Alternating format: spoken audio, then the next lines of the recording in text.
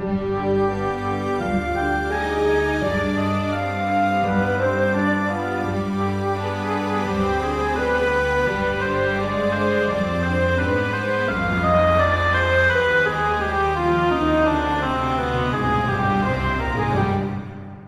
територијата на Македонија во времето на османлиите поминале бројни патници од различен профил и со различни интереси, при што оставиле интересни и корисни сведоштва за она што виделе и слушнале. Нивните белешки, односно патописи, представуваат ценет историски извор, особено ако се потврдени со други историски извори. Тие се одликуваат со многубројни описи, богати со историски, демографски, географски и други статистички податоци, дополнети со лични видувања и размислувања. Феликс Божур се родил во Прованса во 1765 година. Потекнувал од баронско семејство. Студирал теологија на Сорбона, а потоа и воени науки, нешто кое што му возможило да стане дипломат и политичар. Така во периодот од 1794 до 1999 година бил конзул во Солун, а потоа и во Измир. Во почетокот на следното столетие, во периодот од 1817 до 1819 година, станал и главен инспектор на сите француски конзулства на Блискиот Исток. Во неговиот патопис "Воено патување во Османлиската империја" или опис на нејзините граници и на главните природни изградени одбранбени средства, објавена во Париз 1829 година, тој ги запишал неговите белешки од престојот во Солун во периодот меѓу 1794 и 1799 година. Од овој патопис јасно се гледа дека тој бил испратен со задача да собира воени и стопанско-економски информации за Османлиската империја, кои потоа ги доставувал во Франција. Феликс Божур го пропатувал целиот Балкан и дал опис на неговите географски и топографски карактеристики, како и на патната инфраструктура. Во рамките на тие патувања, меѓу другото, тој оставил описи и за обичаите и традицијата во Македонија, како и статистики за некои од нејзините градови. Еве како тој ни го опишува своето патување низ Македонија. Излегувајќи од клисурата на Темпе во Тесалија, ја поминуваме реката Пенеј преку еден убав камен мост со 12 свода. И откако поминавме уште еден час одејќи крај неа, свртевме на север, од десната страна на Солунскиот залив, одејќи по една планинска разгранка од планината Олимп, која се спушта кон морето во вид на пирамида. Токму на врвот на оваа планинска разгранка ја изградиле тврдината Платамона, обичен квадрат заштитен на ќошевите со кули, кој во својот средишен дел има една поголема кула наменета да служи како за солниште. Оваа тврдина, која се смета за клуч на Македонија, лошо е изградена и би било бесполезно да се реконструира при едно ново планирање, бидејќи таа е надвишена од соседните возвишенија. Внатрешноста на тврдината е сега натрупана со 100 дрвени куќи, кои при некоја опсада би биле пречка во нејзината одбрана. Од оваа точка може за неколку часа да се искачи гребенот на планината Олимп, што ја надвишуваат 3 врва со различна височина. Оној од средишниот дел, речиси секогаш украсен со снег, има повеќе од 2000 метри височина, а другите 2 врва се малку пониски. Оној од северната страна населен е само со мечки и дивокози, додека оној на југ населен е со калуѓери од манастирот Свети Денис. Денес, на средишниот врв на местото на еден поранешен олтар посветен на Јупитер, се гледа црквичка посветена на пророкот Свети Илија, каде секоја година во месец јули калуѓерите од овој манастир одат на аджилак. Патот кон Македонија, продолжува Божур, минува под тврдината на Платамона и се спушта низ една длабока котлина покрај брегот на Солунскиот залив, во почетокот на една голема котлина. Тоа е котлината на Пиерија, со која започнува Македонија.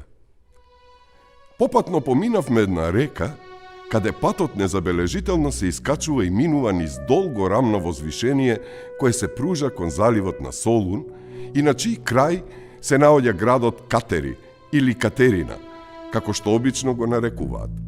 Катери, некогашен Хатера, е отворен град, населен од 4-5 жители и управуван од еден бег. Тој држи повеќе чети од албанци во војничка служба со кои ги чува сите клисури од западниот дел на Македонија. Еден од најкарактеристичните патеписци кои оставиле важни информации за Македонија е патеписот Феликс де Божур. Тој е патеписец со огромно познавање на историјата на Османлиската империја и на историјата на Балканскиот полуостров, на државите кои порано биле формирани тука. И неговата примарна и главна цел за посета на Балканскиот полуостров била да ја проучи инфраструктурата, воената и патната инфраструктура на Балканскиот полуостров и на Македонија. Патот од Катерини за Солун излегува од котлината на Пиерија, искачувајќи се на речињата што се пружат покрај заливот. Тие се одделени со високи планини, на чии задни страни тече реката Халиакмон, Бистрица. Низ повеќе или помалку длабоки долини, познати кај старите под името клисури на Пидна. Патот, трасиран на остатоците на еден антички пат, ги следи врвовите на возвишенијата и се искачува во селото Китрос, а од тука во селото Лефтерохори, изградено на доминантната точка на гребенот. Изгледа дека селото Китрос е сместено на местото на Пидна, а Лефтерохори на местото на тврдината Метон, при чија опсада Филип, таткото на Александар, загубил едно око. Веројатно во овие клисури римскиот генерал Паул Емил го победил Персеј, последниот крал на Македонија. Римската легија, поделена на повеќе воени единици, тука лесно е разбила македонската фаланга. Оваа фаланга, основана во времето на владењето на Филип III, во битката кај Кино Кефал, била уништена за време на владењето на Персеј, неговиот син, во битката на Пидна. Познатиот француски патеписец Феликс де Божур во своето опширно дело дава драгоцени податоци за Македонија. Тој покажал дека одлично е познава античката историја на Македонија, но исто така и географијата. При тоа, во неговото дело се сретнуваат бројни топоними од античко, но и од времето кога живеел. Во неговиот патепис Македонија е точно, може точно да се препознае со сите неизини географски граници во антички контекст, во границите од кои се утврдени од античкиот период. Неговото огромно познавање на воената стратегија се препознава во неговиот патепис, затоа што тој, например, дава сугестии во неговиот патепис кога евентуално би се вршила некаква инвазија на овој дел од османлиската територија, кои би биле најпожелните правци по кои би можело да се влезе на оваа територија. Значи, тоа се забелешки и сугестии на кои човек и денес може и треба да им посвети внимание поради неговото одлично познавање на воената стратегија. Реката Халиакмон, која извира на планината Пинд, денес ја викаат Индже Карасу, турскиот назив за Бистрица. Неја ја формираат две главни притоки, Венетико и Бихлишта, кои ги соединуваат своите води меѓу двете мали градчиња Гревена и Серфидже на северната задна страна од планината Олимп и се влеваат преку еден заеднички канал во Солунскиот залив.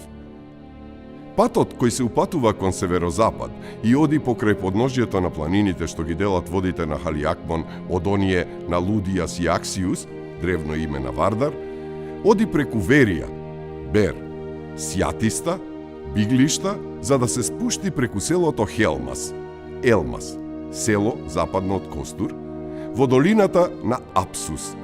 Тоа е патот за Албанија. Верија, поранешен Береа, Бер, сместен е на планината Бермиус. Сјатиста е сместен на една мала притока на Халиакмон, а Касторија, поранешен Целетрум, древно име за костур, околу едно езеро на кое и му го дал своето име. Последниот град, односно Костур, е единствен кој има воено значење, бидејќи е затворен со зидини и изграден на еден полуостров од езерото, чијшто многу тесен проток може лесно да се брани. Патот за Солун, насочен на североисток, ја минува реката Халиакмон меѓу селото Милова и селото Капсохори и минува низ еден низок и мочурлив предел кој се протега како појас околу Солунскиот залив. Овој предел всушност е почва од наноси и е испресечен со природни ливади кои изгледаат како острови сред море. Но одејќи напред, земјата станува се пооголена, покриена со дрвја, а пејсажот се разубавува. Патот во зима е каллив и во таа сезона потребни се двојни или тројни запреги од биволи кои тука се користат за превоз. Се оди по стар пат, денес многу оштетен, кој води под течението на една река. Тоа е еден многу тесен канал кој едни го сметаат за природен, други за вештачки, низ кој водите од езерото Јени полека истечуваат во полето или се губат во Аксиус кон неговата утока. Езерото што ја излева својата вода во каналот, откако ќе ја прими од малите рекички кои доаѓаат од Нијауста, древно име на Његуш, Водине, Воден и Моглена, Меглен, се пружа покрај брегот на северозапад и своето име го добива по малото градче Енидже, изградено на неговите брегови. Денес, тој е главен пазар на целото ова крајбрежје, каде што се одгледува многу добар тутун. Његуш, Водине и Моглена, сместени на северниот пат на басенот на Енидже, се мали градчиња пововлечени во планините.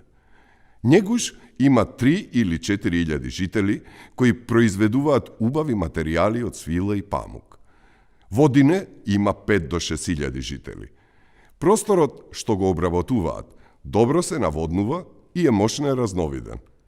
А Моглена е само сиромашно село, иако неговата територија е многу погодна како оние на Његуш и на Водине за одгледување на тутун и на боболки. Од Енидже до Водине се оди покрај притоката на Лудијас, која излегува од езерото Острово и Кајлар. Долината што ја следиме постепено се стеснува како Инка. Градот се наоѓа во заднината на една падина од планините. Водите од езерото Острово се спуштаат од овие планини и образуваат водопади што можат да се споредат со оние на Тиволи, Тибар, река во Италија кај Рим, позната со убави водопади. Водине, порано Едеса, денес е прочуен по своите водопади, како што некогаш бил познат по гробниците на македонските кралеви.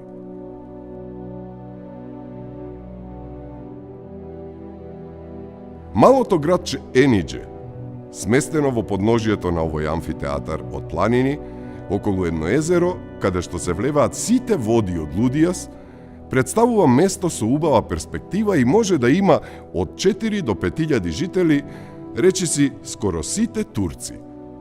Овој град веројатно бил изграден на урнатините на Пела, родното место на Филип Македонски и родно место на Александар Велики. Пела се издигала амфитеатрално на падината на едно ритче на кое се наоѓала нејзината тврдина, кон местото каде денес се гледа малото село Клисија. Стисната во аголот на подножието на планините и во заднината на мочуриштата кои ја опколуваат на југоисток котлината на Енидже, Пела денес нема никакво воено значење. Пред Александар, Пела повеќе била за солниште отколку главен град на македонците.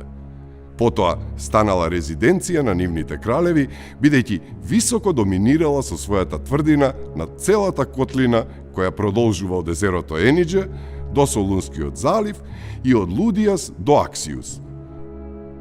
Оваа котлина, речи си секогаш е поплавена преку зима, а лете нуди најбогати и најразновидни слики. Езера сред шуми, извори сред пространи ливади, насекаде зелени ледини и дебели сенки. Селото Ментеше, или Менташели, сместено на десниот брег на Вардар, источно од Енидже Вардар, е волшебно и славно по гробницата на еден муслимански дервиш. Секоја година тоа прима бројна навала од аџии од околните места, кои повеќе ги привлекува убавината на местото одошто светоста на дервишот. Понатаму, во својот патопис, Божур посочува дека има две насоки да се стигне до Солун. Едната од нив одела преку реката Вардар, која се поминувала преку дрвен мост облегнат на еден мал остров на реката, а потоа преку селото Текели за 4 часа се стасувало во градот. Понатаму патеписецот продолжува. Аксиус, или Вардар, како што денес го нарекуваат, извира во подножието на северните планини и се упатува на југоисток. Ги прима кон средината на неговото течение од едната страна реката Кучук Карасу, турски назив што значи мала црна река или само црна река која се спушта од планината, а од другата страна реката Браоница, односно Брегалница, која се спушта од Мизискиот планински венец. Потоа влегува во една длабока долина, всечена меѓу високи планини, откаде излегува само за да се влее во Солунскиот залив, низ една ниска котлина, која непрекинато расте од неговите наноси и е плодна со жито. На север се протега планински венец, кој го опколува Солунскиот залив како беден, и кој на југоисток се приклучува на планината Хортач, за потоа да се разграни по целиот полуостров на Халкидик. Токму во подножието на оваа планина и околу убавото крајбрежје каде завршува заливот Терме, сместен е Тесалоники, односно Солун, голем трговски град и со својата централна местоположба тој е складиште на цела европска Турција. Иако од кај морето Солун дава пријатна гледка, однатре тој е нечист и лошо изграден. Неговото население се проценува на околу 60.000 жители, од кои половината се турци, а остатокот го чинат грците и евреите.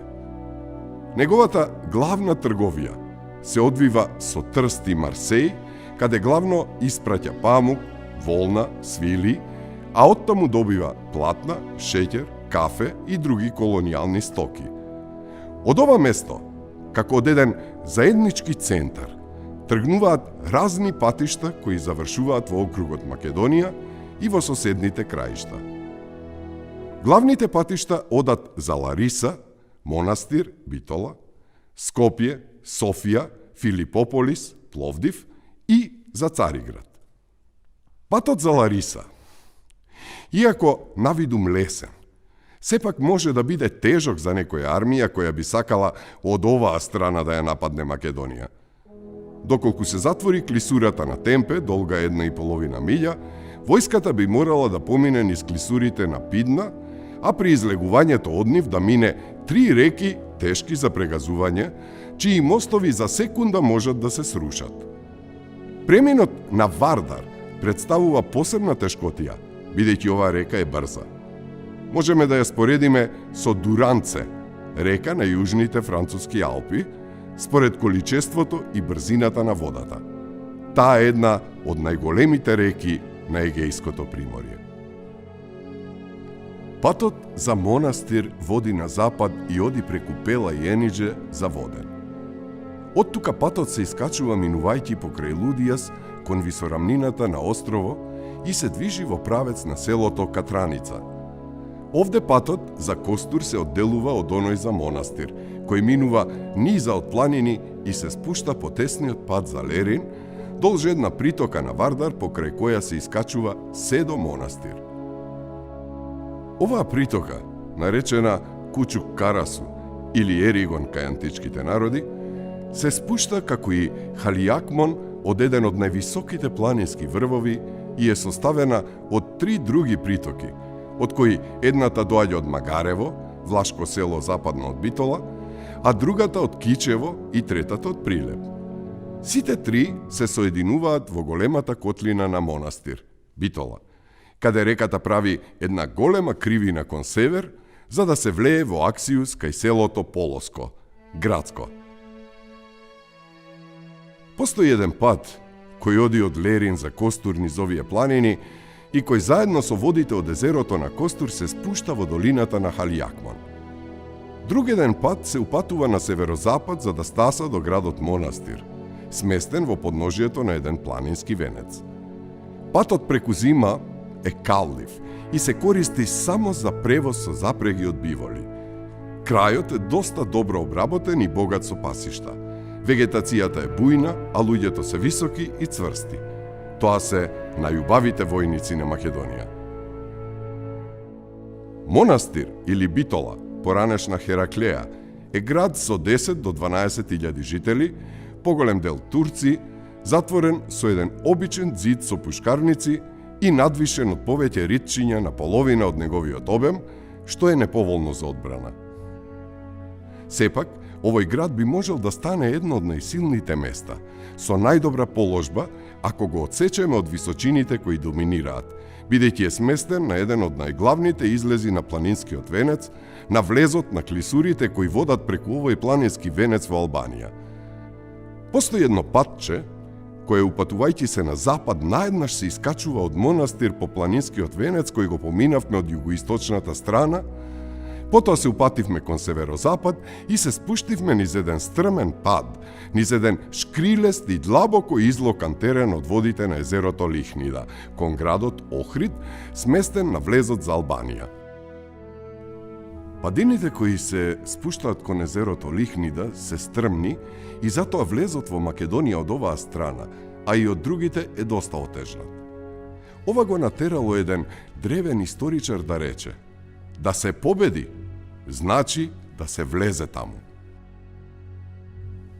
Патот што води од Солун до Охрид изнесува 51 милја и тој насекаде покажува траги од стариот пат и ја следи трасата на патот Вија Егнатија, кој продолжува од Лихнида преку планините Кандави или Кандавија, древно име за планинскиот предел меѓу Охрид и Тирана во Албанија. Патот Вија Егнатија со цела своја должина има 80 милји, а патот од Солун за Драч бил еден од поубавите патишта што ги имале изградено римјаните и тој по најкуса линија го поврзувал Рим со Цариград. Три други патишта се искачуваат од Монастир. Едниот од нив поминува покрај Прилеп и оттука свртувајќи на југозапад ги поминавме северните планини за да се спуштиме кон Дебар, во долината на Дрим. Прилеп е град со 4 до 5.000 жители, сите сместени за еден басен, богат со пасишта, каде што се одгледуваат најдобрите волови во Македонија. Два пата водат од Солун за Скопје. Упатувајќи се на север, едниот по на запад оди покрај Аксиус до неговото спојување со Еригон и Брегалница, од каде тој се искачува преку Ќопрулу, Велес, до Скопје. Другиот поисточно поминува низ Килкис, Кукуш, Дојран, Струмица, Радовиш, од каде тој ќе ја помине Брегалница околу Штип, за да му се придружи на другиот пат кон Велес. Овие два пата се подеднакво тешки, бидејќи по едниот неизбежно треба да ја преминеме долината на Аксиус, честопати поплавена, а по другиот треба да се искачуваме по височини на повеќе места многу стрмни. Штип и Велес се два мали оградени града, секој со 3 до 4.000 жители, добри како места за преминување, бидејќи ги затвораат долините на Брегалница и Аксиус, но беззначајни како воени места, бидејќи над нив доминираат околните височини.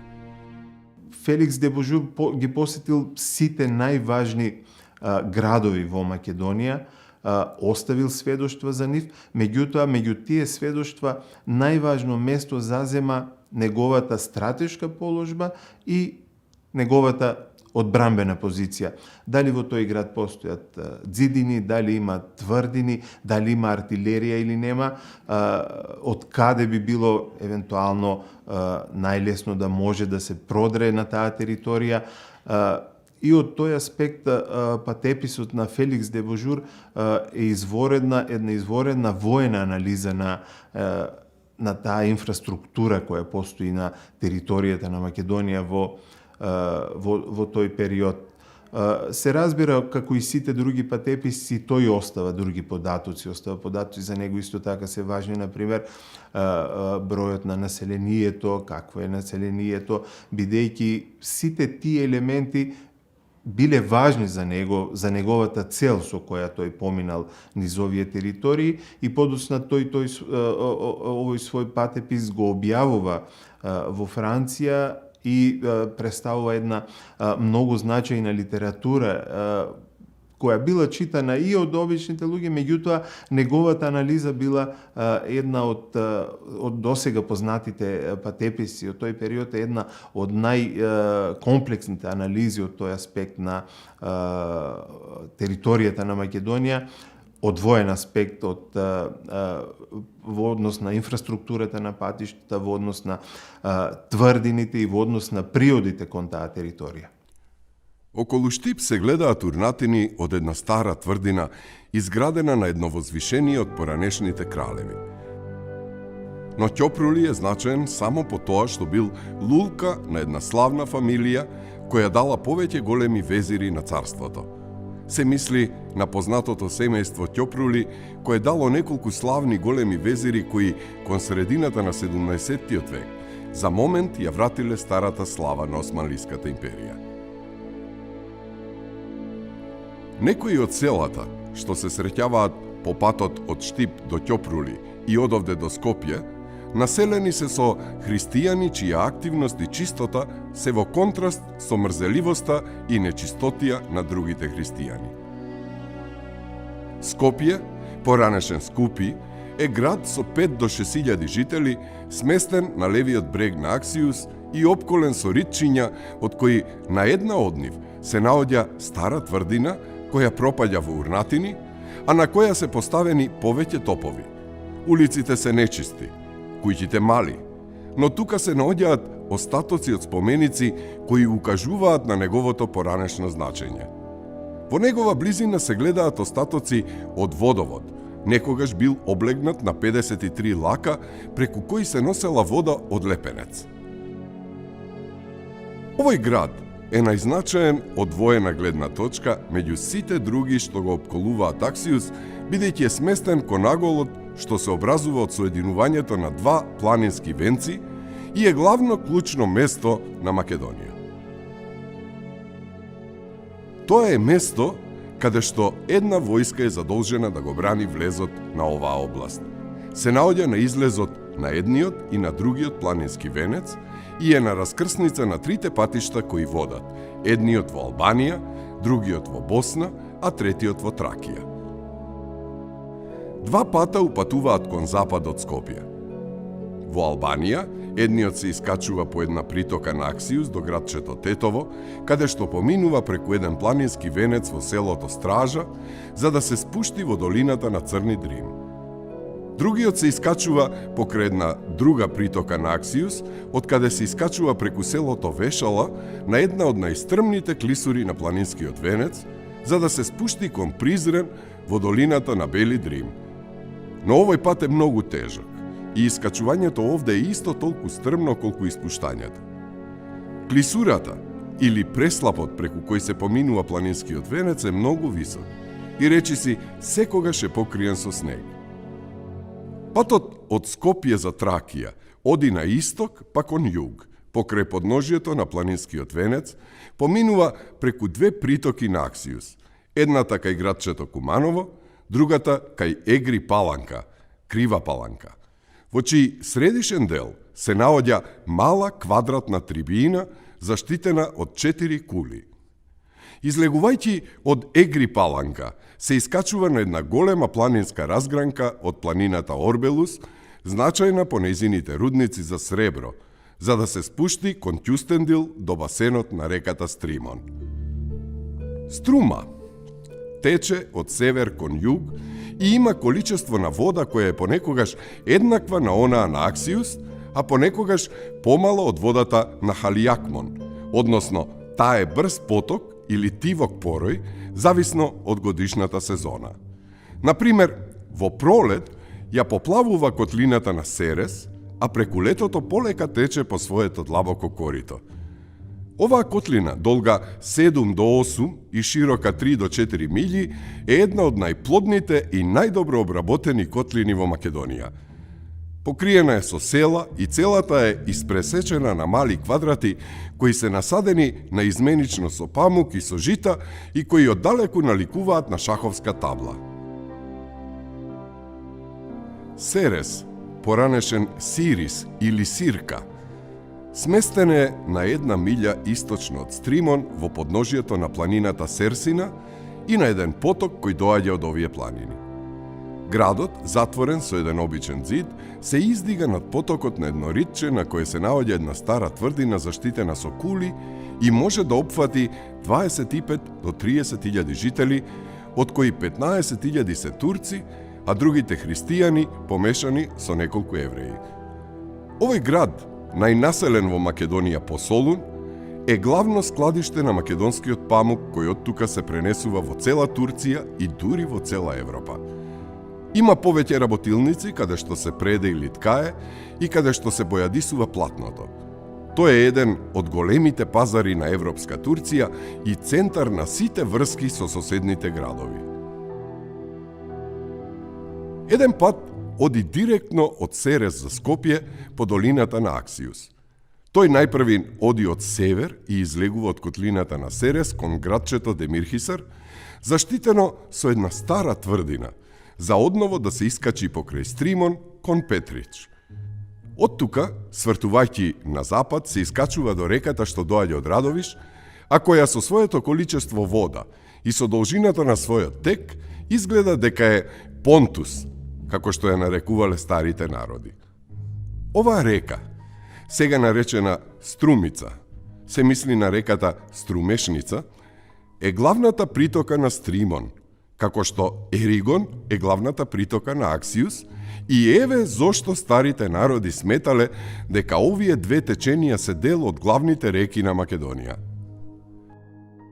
Малите градчиња, со по 3 до 4.000 жители што ги среќаваме на притоките на Понтус, се Петрич, Струмица и Радовиш. Тие немаат никакво воено значење, а се оградени со бедем или ѕидини само за да ги штитат од нападите на кратците.